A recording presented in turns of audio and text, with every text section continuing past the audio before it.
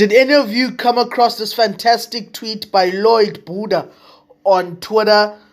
Please read it with me. It's fantastic and it's poignant to the point of France not traveling down to New Zealand for the July tests in 2025. The tweet reads, "This also means Antoine Dupont is going to turn 29 never having played a single test match in the Southern Hemisphere. If you don't watch Top 14 or Champions Cup, you only see the guy max maybe 4 or 5 games in a year. I understand why you wouldn't put him in GO.A.T chats. Let me go." Now, this gentleman right here, in my opinion, is a great, really capable and talented rugby player. And the mere fact that he's been voted World Rugby Player of the Year is just testament to his talent, his ability, his skill set, and his ability to just be a winner and incredible rugby player.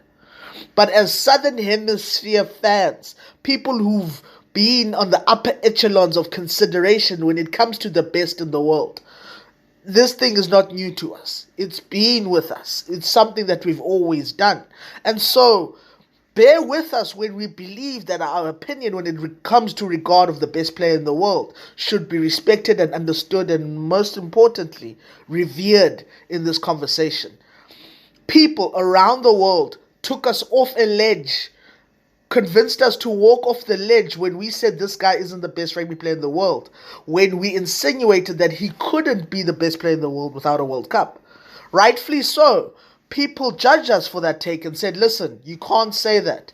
There are guys like John Olomo. There are guys like Maria Terry Dusautois, fantastic rugby players who have not won World Cups. The World Cup can't be a main quantifier in basically establishing if somebody can be considered the GOAT or the greatest of all time. We said, fine, we understand that and we respect that. But you cannot then also explain me off the ledge of avoiding the best rugby teams in the world. You cannot avoid traveling to South Africa. You cannot avoid traveling to Australia.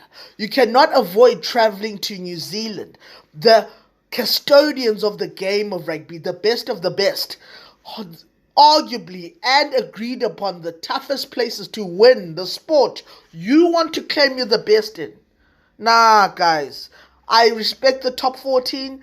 I respect the Champions Cup, and it reverts to the argument when the NBA was arguing themselves, saying they're the world champs at basketball. You can't call yourself the world champs if you were only playing in your own background, if you're only playing in your own playground with familiar people towards you. Just because you have the best league in the world doesn't mean you can call yourself the best player in the world. Play South Africa, New Zealand, Australia.